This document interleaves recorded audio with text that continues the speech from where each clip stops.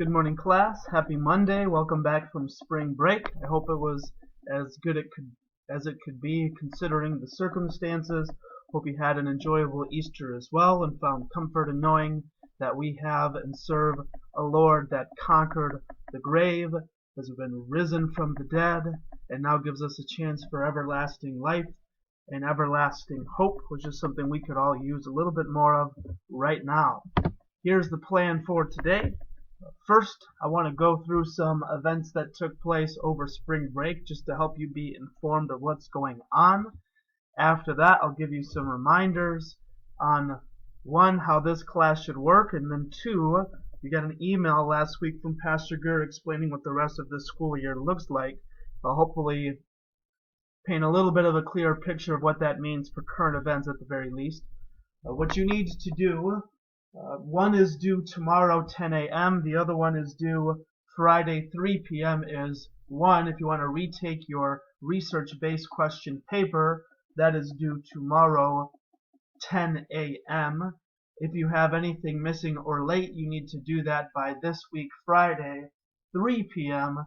Otherwise, I'm going to be marking any incomplete and missing work as a 0 in the gradebook after this week Friday 3 p.m. So here, first is some events that took place over spring break.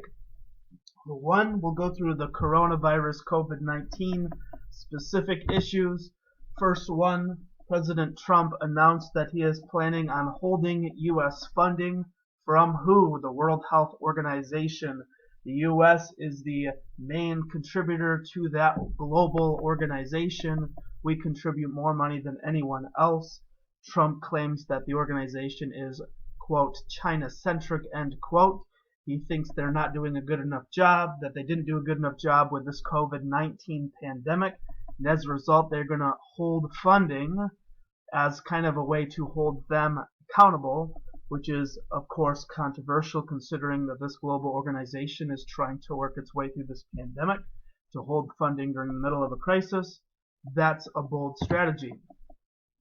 Second thing is what we are seeing in the United States and elsewhere is this whole flatten the curve. The curve is being flattened and in some places starting to go down. In the United States, it's more just in the flattening stages. We see that in Michigan where things seem to be starting to settle down. We still have a rising number of deaths in terms of the rate, but we are seeing a decrease in the rate in terms of new cases, which means we are hopefully soon approaching the top of this curve and can start working our way down. The fear with that is as we start to round the curve and go into the declining portion is a second wave of the virus, which some countries have experienced to some extent and others are very much worried about. So trying to manage flattening the curve in this first wave while also thinking about avoiding a second wave of the pandemic is a tricky thing to do. Third thing is not U.S. specific, but in Britain, the Prime Minister Boris Johnson was diagnosed with the coronavirus. He has been in recovery. He was in the ICU but has since been moved out and is currently working his way back to full strength where he can resume his leadership over there. Where this pandemic started in Wuhan, part of China, the lockdown there has ended. There is going to be obvious concern. This was the starting point, so everyone else's predictions and models are in a way based off of what's happening there. So that's where the whole second wave issue comes into play. How can Wuhan open up again while still avoiding a second wave of the pandemic? Hopefully other countries can learn from their experience, whether good or bad, so other places like the United States can plan effectively to avoid a second wave as well. You guys all probably know this, but Governor Whitmer issued and extended her executive order to stay at home. She extended this to April 30, which coincides with national government guidelines proposed by President Trump. Difference is Governor Whitmer has in many ways increased the stay-at-home order, strengthened it, and that has been very controversial for people, in particular people upset that she is closing things like motorized boating, things like golf courses, garden lawn care services, etc., vacation homes. And many people think that's unnecessary, possibly unconstitutional. Others think that this overreaction is entirely necessary. The reason why these things are banned is because they are not essential. Nobody needs garden supplies, flowers, lawn care services, vacation homes, or golfing. However, what does need to play a role in some way is trying to get the economy back up and running. And when do you start to do that, and how, is going to be something that's going to be very much debated and controversial and tricky to figure out. But this stay-at-home order is issued until April 30. Hopefully by then we will see a much more noticeable downward turn in the new case and death rate of this virus. That's where things are projecting to be, and hopefully things can start opening up in May. Definitely isn't going to be back to normal by May.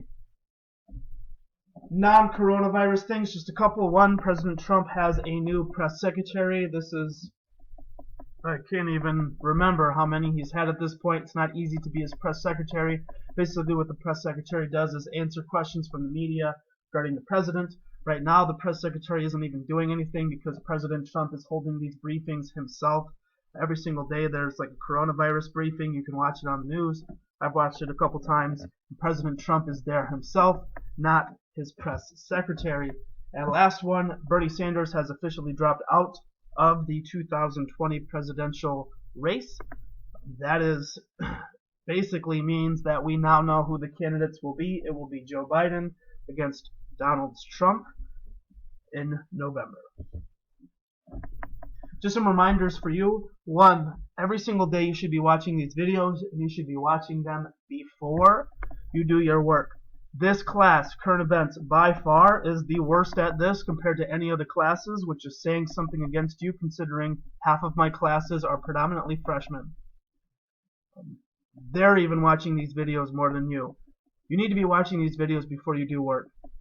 Please make sure you do that and then work your way up the Google Classroom stream. What I mean by that is if you go to Google Classroom, look for where the date is posted. So you'll see April 13 when I post this video. Start there and then work your way up towards the top.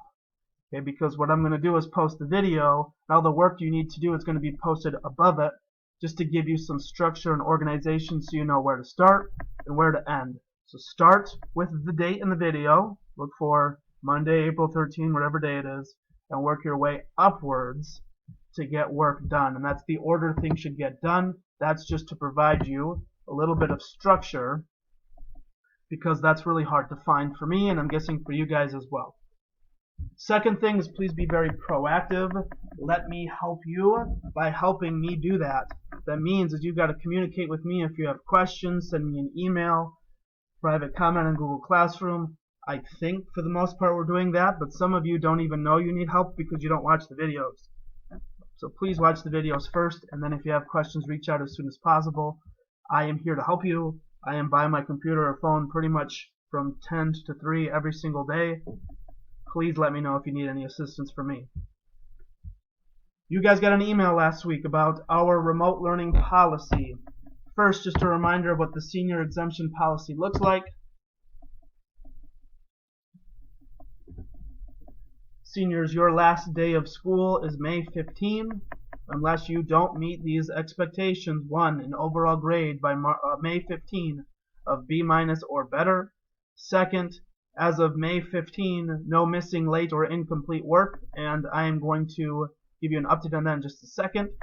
Third, I don't even know what third and fourth mean anymore with this whole remote learning thing, but if I notice you aren't doing work for a couple days, I might ask Dr. Taylor and say, hey, this is an unexcused absence. I haven't heard from this student.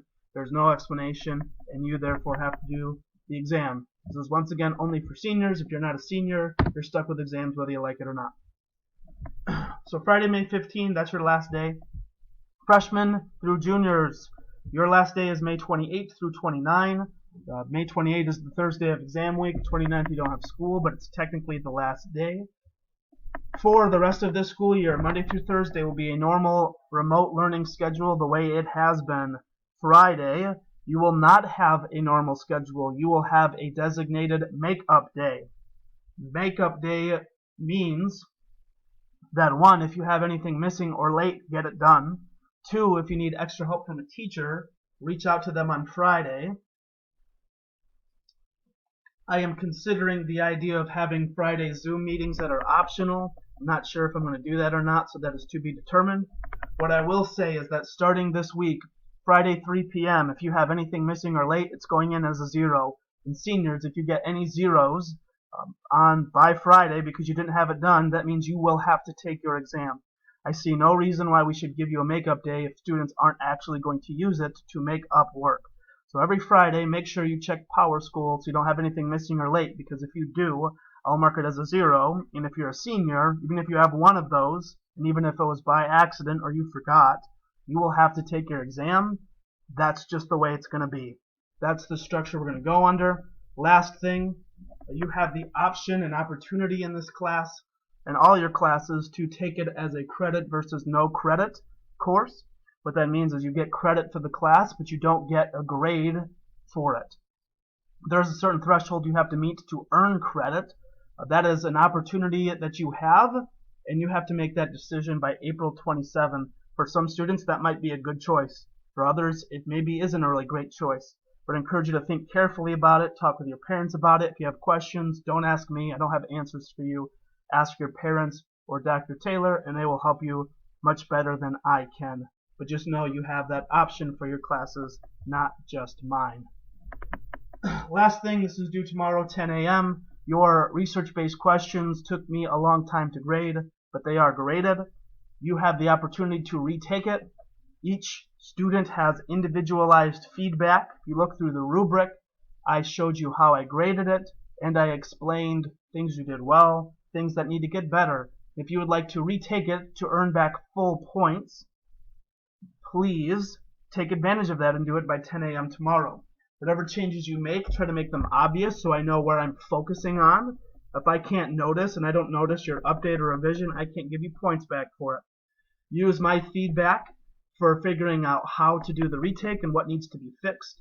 You are confused about that, send me an email and I will help you and kind of give you a clear explanation for what needs to be fixed. This is optional, it's not required. Just so you know, for retakes, I'm going to change the policy. There's going to be many things you won't be able to retake anymore. However, I am hoping that for every quiz and test you can do a retake, and that retake will be earning back full points. However, retakes will have timelines and deadlines to them. I'm not going to give you until the rest of this school year exam week to get retakes done.